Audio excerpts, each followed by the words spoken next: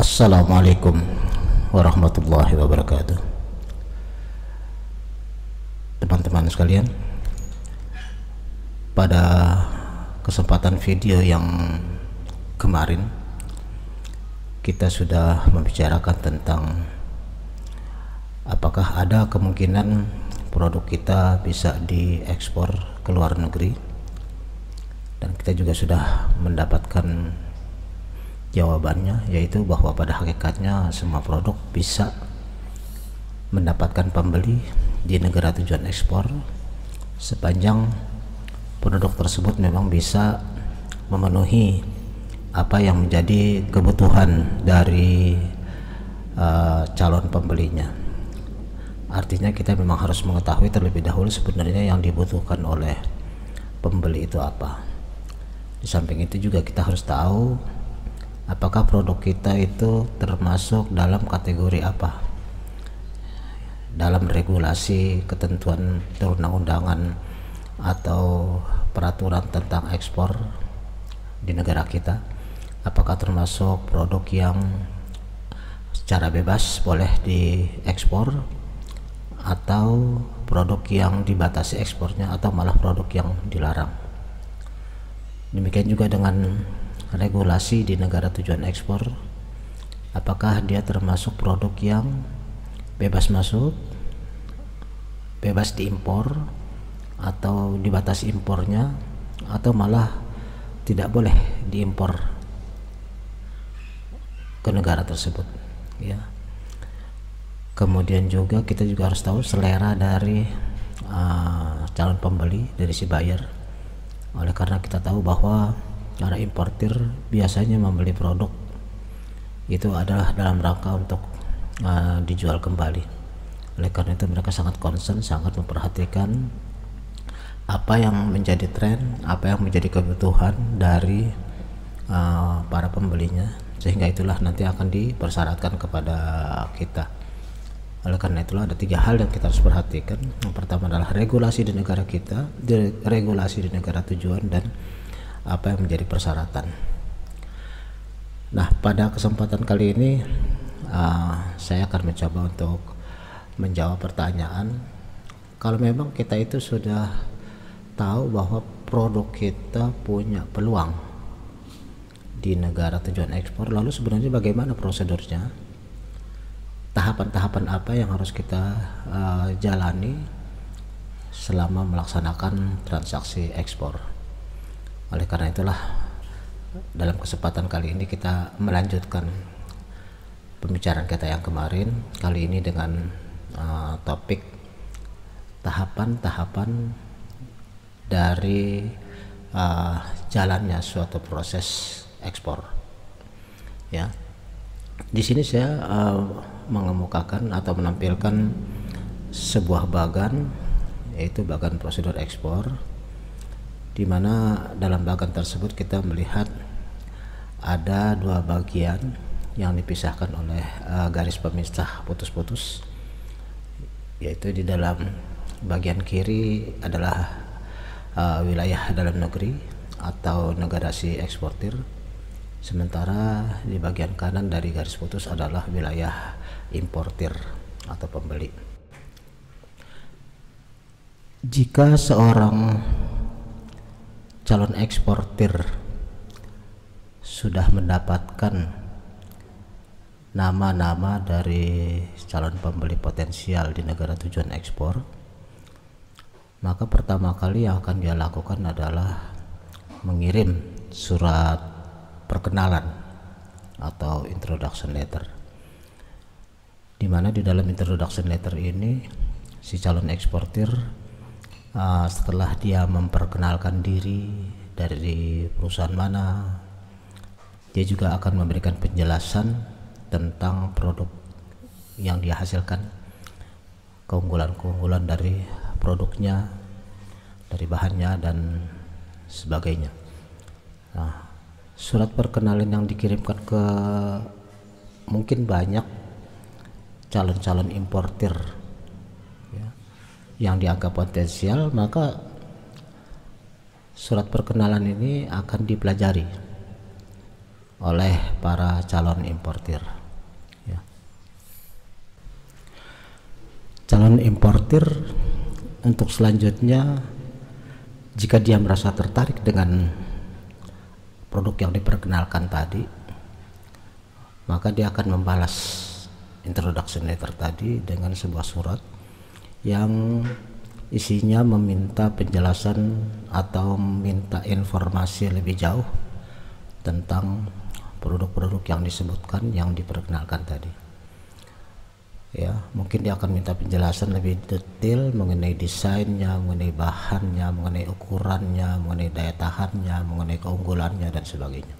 Di samping itu juga mungkin dia akan bertanya tentang, kalau saya tertarik terhadap produk Anda ini dan saya berminat membelinya, kira-kira sistem pembayaran apa yang akan kita gunakan.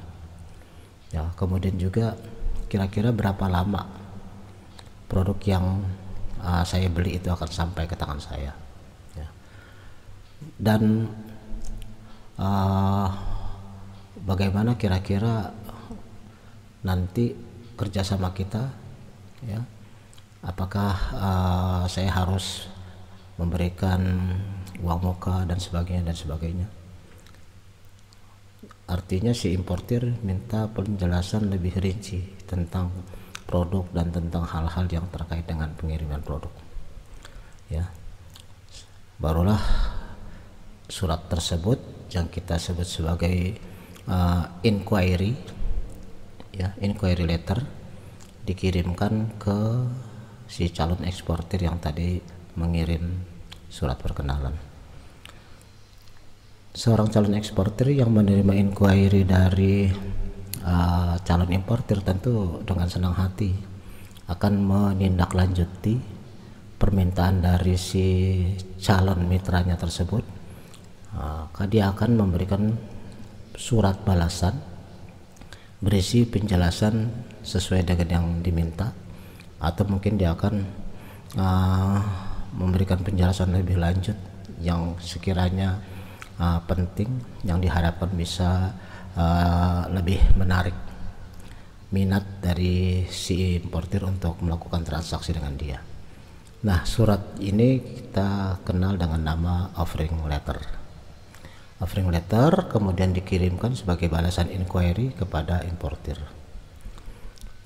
Dari sini sebenarnya sudah ada titik-titik temu, sudah ada informasi yang cukup jelas antara kedua belah pihak tentang produk yang akan diperjualbelikan. Maka kemungkinan si importir bisa langsung mengirimkan pesanan, melakukan order, atau mungkin juga dia masih merasa belum puas dengan penjelasan dari si eksportir yang ada di dalam offering letter tadi, dan dia meminta untuk ketemu dulu untuk melakukan negosiasi. Maka kedua belah pihak pun setelah menyepakati tempat, waktu, tanggal dari pertemuan, maka mereka akan melakukan pertemuan yang kita kenal dengan nama ekspor negotiation atau negosiasi ekspor. Di dalam pertemuan secara langsung inilah maka kedua belah pihak akan memperjuangkan kepentingannya masing-masing terkait dengan pengiriman atau jual beli produk.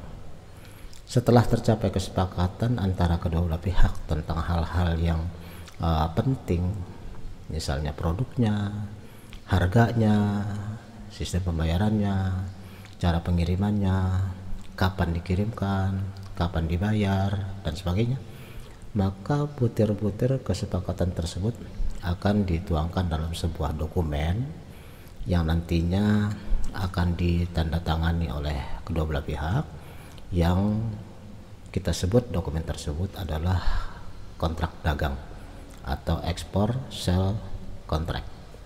Nah, dengan adanya export sale contract ini, maka kedua belah pihak sudah terikat. Kalau sudah ditandatangani kedua belah pihak, maka kedua belah pihak sudah tahu apa yang menjadi hak dan apa yang menjadi kewajibannya. Bagi si eksportir, dia sudah jelas harus menyediakan produk apa berapa banyak, dikirimkan melalui apa, apakah kapal laut atau kapal udara, kapan dia harus mengirimkan, ya, dan kemudian juga dia juga akan tahu kapan dia akan dibayar. Sementara bagi si importir, pembeli, ya, dia berdasarkan kontrak dagang tadi juga sudah mengetahui dengan jelas kapan dia akan menerima produk yang dia pesan sesuai dengan syarat-syarat yang sudah tentukan dan sudah disepakati, sudah dicantumkan di dalam kontrak dagang tersebut. Dia juga sudah mengetahui kapan dia harus melakukan pembayaran, dengan cara apa dia harus melakukan pembayaran tersebut. Sampai pada tahap ini kedua belah pihak sudah terikat, ya, sudah melakukan perikatan. Dan kita ketahui bahwa secara hukum suatu perikatan yang dituangkan dalam bentuk dokumen tertulis yang ditandatangani oleh kedua belah pihak yang menjadi kontrak antara mereka berdua, maka isi dari kontrak dagang itu merupakan undang-undang bagi kedua belah pihak, ya. Artinya jika terjadi wan prestasi atau terjadi hal-hal yang menyimpang dari apa yang sudah ditentukan, yang sudah dicantumkan dalam kontrak dagang, maka pihak yang merasa dirugikan bisa menempuh jalur hukum untuk mendapatkan keadilan agar hal yang menyimpang tadi bisa diluruskan, ya, sehingga tidak ada pihak yang dirugikan. Jadi dengan demikian kita tahu bahwa kontrak dagang itu adalah payung hukum bagi kedua belah pihak, bukan hanya bagi eksportir tapi juga bagi importir, ya. Kedua belah pihak sama-sama berkepentingan dengan pelaksanaan transaksi yang aman, yang lancar, sesuai dengan apa yang sudah menjadi kesepakatan. Kontrak dagang dengan demikian menjadi pegangan bagi kedua belah pihak untuk melakukan proses-proses berikutnya. Selanjutnya kita lihat pada butir nomor 2, seorang importir setelah mendapatkan kontrak dagang, menandatangani kontrak dagang, maka dia akan mendatangi bank devisa di negara dia, ya, untuk membuka LC. Ini dengan catatan kalau antara kedua belah pihak disepakati sistem pembayarannya adalah dengan menggunakan letter of credit atau LC. Maka si importir akan mendatangi bank devisa di negaranya yang kita kenal, kemudian kita sebut sebagai opening bank atau issuing bank, ya. Issuing bank atau opening bank yang membuka LC setelah menyetujui permintaan dari importir, maka LC yang sudah dibuat tersebut akan dikirim ke bank devisa di negara eksportir.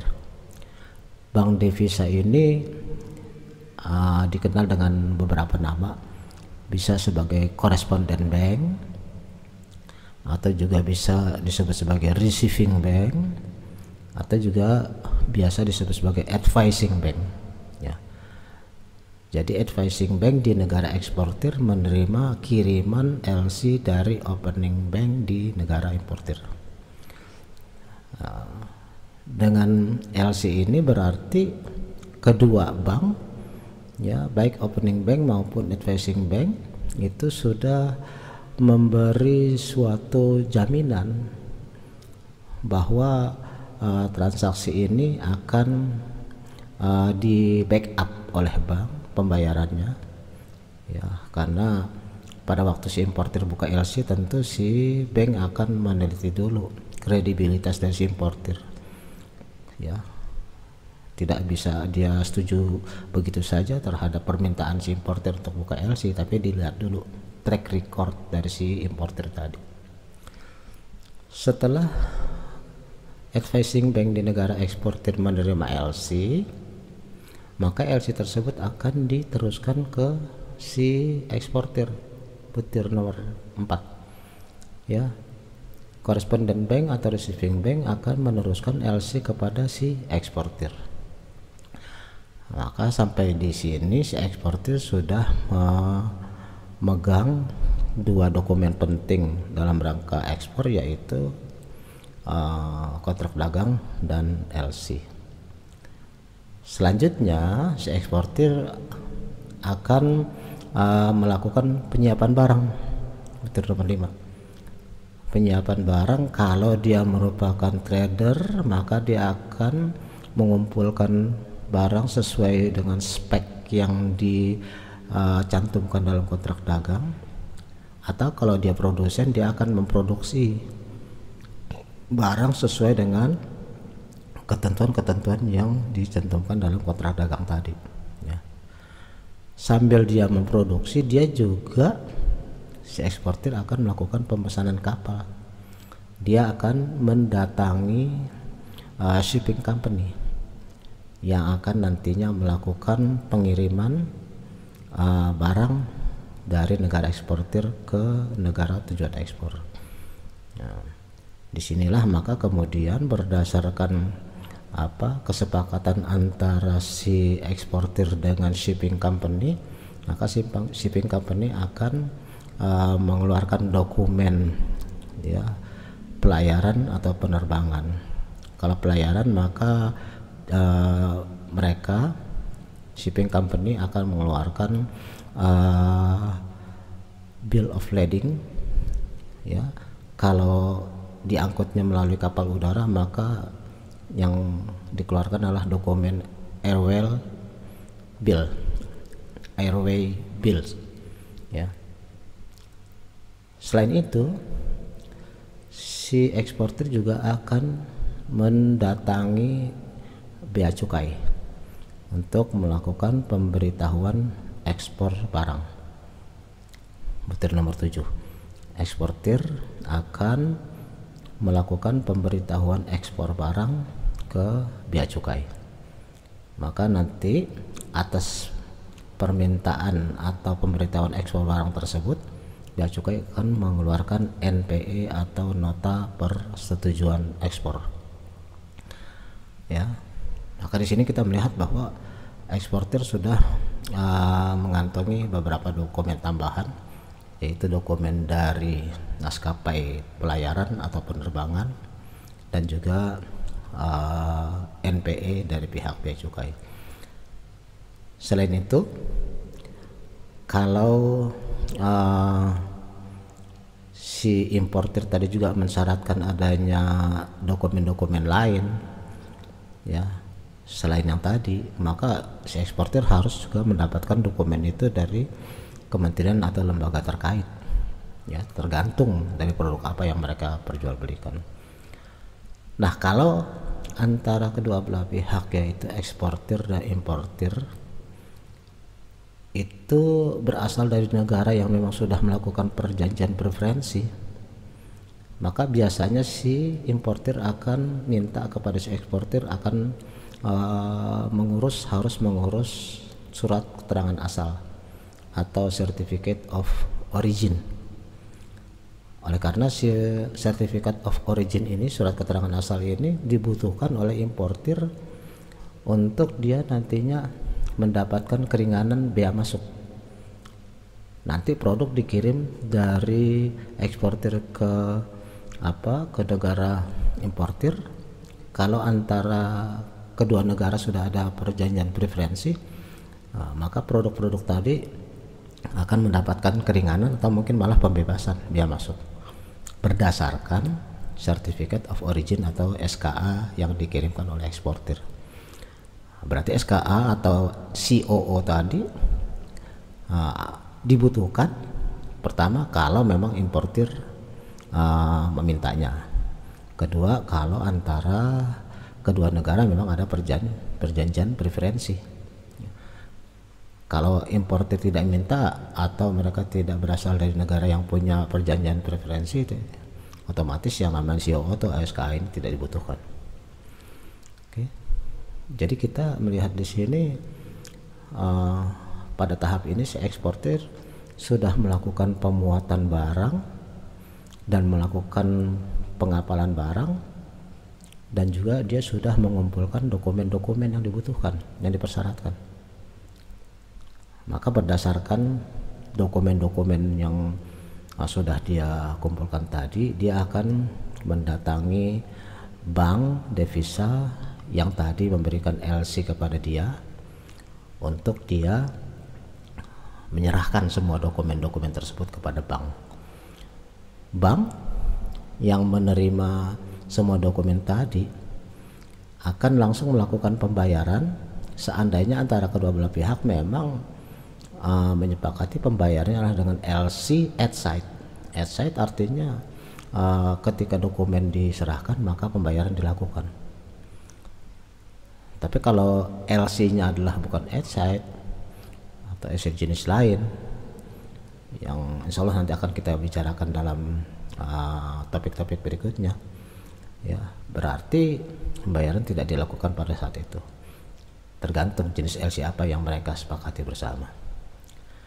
Jadi kita melihat di sini sesuai dengan bagan ini, pada akhirnya si eksportir setelah menyerahkan dokumen kepada bank, dia sudah menerima pembayaran. Dokumen-dokumen yang diserahkan tadi oleh koresponden bank atau receiving bank itu selanjutnya akan dikirim ke bank devisa di negara importir atau opening bank atau issuing bank, ya. Jadi nanti si advising bank sebenarnya sudah melakukan memberi talangan, membayar itu kan dia belum dibayar itu sebenarnya sama importir. Jadi bank lah yang akan membayarkan lebih dahulu kepada si eksportir. Selanjutnya bank itulah yang nanti akan menagih kepada opening bank. Yang intinya pembayaran sudah dilakukan, ini dokumennya, minta supaya pembayaran tadi dikembalikan, di reimburse. Di samping tentu jasa perbankan yang memang sudah ditentukan antar bank. Si opening bank yang menerima pengiriman dokumen ya dari koresponden bank atau dari eksportir, selanjutnya akan memanggil importir, ya, memanggil importir, menyampaikan, menginformasikan bahwa dokumen sudah diterima dan silakan si importir melakukan kewajiban-kewajibannya kepada bank. Karena bank opening itu sudah membayar tagihan dari advising bank, maka gantian sekarang opening bank akan menagih kepada importir. Importir setelah dia menerima dokumen dari opening bank, selanjutnya bisa mengambil barang-barang yang dia pesan di pelabuhan, ya. Sampai di sini selesailah proses ekspor. Oleh karena apa? Oleh karena pihak penjual atau eksportir sudah menerima pembayaran dan pihak importir juga sudah menerima barang yang dia pesan. Dengan demikian kalau kita lihat urutan-urutan dari proses atau prosedur ekspor itu, maka kita melihat ada tahapan-tahapan sebagai berikut. Sejak awal, yaitu tahapan pertama adalah korespondens, surat menyurat yang kemudian nanti dilanjutkan dengan negosiasi. Negosiasi menghasilkan butir-butir kesepakatan yang kemudian ditandatangani bersama, dituangkan dalam bentuk sale contract atau ekspor sale contract, ya. Kemudian kita selanjutnya juga sudah mengetahui sekilas tentang bagaimana proses pembukaan LC, ya, dan juga dilanjutkan oleh proses shipment proses shipment atau pengangkutan produk dari negara asal sampai kepada negara tujuan ekspor, ya, negara si importir. Dalam hal ini kita juga penting untuk mengetahui dokumen apa yang biasanya dibutuhkan di dalam proses pengiriman barang ini yang kita kenal sebagai shipping document, ya. Dan juga kita tadi sudah secara sekilas bagaimana proses berjalannya LC mulai dari dibuka oleh si importir sampai pada akhirnya dicairkan oleh si eksportir, ya. Di sini hal yang penting untuk kita ketahui adalah bahwa pada saat terjadi negosiasi antara calon eksportir dengan calon importir, ya, dalam hal pengiriman, maka kedua belah pihak itu harus mengetahui Incoterms apa yang mereka gunakan. Incoterms adalah ketentuan, ya, ketentuan yang mengisi atau mengatur tentang tanggung jawab terhadap produk dalam masa pengiriman, ya. Ada hal-hal yang harus diperhatikan dan menjadi tanggung jawab siapa itu, ya. Misalnya tentang pengemasan produk, lalu tentang dokumen-dokumen yang dibutuhkan, kemudian tentang pelabuhan yang ditunjuk, pelabuhan mana, pelabuhan bongkarnya, ya. Kemudian juga mungkin dilanjutkan nanti dari pelabuhan sampai ke kantor si importir, ya. Kemudian juga pembayaran yang timbul dari pengangkutan tersebut, ya, dan sebagainya itu diatur dengan jelas di dalam Incoterms 2020 yang mengatur tentang tanggung jawab. Jadi kita melihat di sini ada berbagai macam modus, ya, yang bisa disepakati oleh kedua belah pihak dalam transaksi tersebut, terutama di dalam hal pengiriman produk dari asal sampai ke tujuan, ya, yang kita kenal nama-namanya adalah sebagai ex-work, yang kedua adalah free carrier, yang ketiga adalah free FCE juga, free alongside ship, FOB, CFR, CIF, ya, CPT, CIP, dan seterusnya. Tetapi dari semua jenis-jenis modus pengiriman ini, biasanya yang umum digunakan adalah ex-work. Kalau kita ya di Indonesia ex-work, ya, yaitu barang dibeli di kantor atau di pabrik si eksportir. Dibeli dalam arti langsung dibayar di sana, sehingga ketika barang sudah dibayar maka si eksportir tidak punya kewajiban untuk mengantarkan barang sampai ke negara tujuan, ya. Tentu saja untuk ekspor ini risiko yang harus ditanggung oleh si eksportir menjadi sedikit, tetapi tentu ini berimbang dengan harga lokal dari produk, karena kan dia tidak bisa menerima kemungkinan profit dari hal-hal lain karena dia sudah langsung menerima pembayaran di tempat dia sendiri. Selanjutnya untuk pengirimannya mulai dari pabrik sampai ke negara tujuan ekspor itu adalah tanggung jawab dari si pembeli, ya. Bentuk umum yang kedua adalah FOB, free on board, ya, di mana kewajiban si eksportir adalah, ya, dia setelah menyiapkan barang dan harus membawa barang tersebut sampai ke pelabuhan dan menaikkannya ke kapal. Begitu kapal berangkat, tanggung jawabnya selesai. Berarti tanggung jawab si eksportir adalah proses awal mulai dari pabrik sampai kepada barang tersebut dimuat di atas kapal. Makanya disebut sebagai free on board.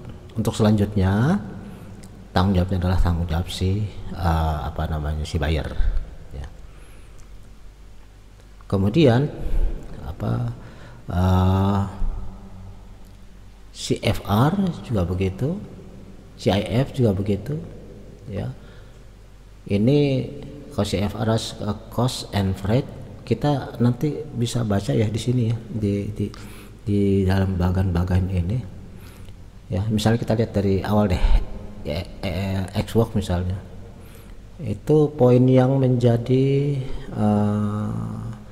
tanggung jawab seller itu hanyalah export packaging, sementara export formalities, loading at point of origin, origin inland freight, dan seterusnya sampai delivery charge to final destination itu tanggung jawab si buyer semuanya. Ya, si seller hanya cukup sampai kepada export packaging. Tetapi di dalam bentuk yang lain, misalnya FOB yang saya sebutkan tadi, tanggung jawab si penjual itu sampai kepada ocean atau air freight, artinya sampai kepada kapal laut atau kapal udara saja. Selanjutnya ke bawahnya yaitu destination, port charge, custom clearance, import duties, dan semuanya itu adalah jadi tanggung jawab dari si buyer. Demikian juga dengan cost and freight yaitu CFR yang juga biasa digunakan, itu tanggung jawab si seller sama nih sampai kepada ocean air atau air freight saja. Selanjutnya menjadi tanggung jawab si buyer. Ya. Jadi kalau kita melakukan transaksi ekspor, hal-hal yang seperti ini harus kita ketahui, pilihan-pilihan pengangkutannya harus kita ketahui. Apakah kita mau cukup X-Work atau kita mau FOB atau CFR atau CIF? Ini yang umum empat ini yang sering digunakan di kita. Ya. Karena pemilihan modus angkutan seperti ini, moda-moda angkutan seperti ini, tentunya kan nanti akan mempengaruhi kepada harga jual. Ya, X-Work misalnya harga jual menjadi murah karena kan tidak ada tanggung jawab lagi dari si buyer. Maaf, dari si seller. Semuanya sudah tanggung jawab buyer. Ya, pengangkutannya diangkut sendiri oleh si buyer. Jadi si seller ya hanya menyediakan, mengepak, dan selanjutnya tidak lagi. Otomatislah dia harganya menjadi lebih rendah, ya, karena harga lokal.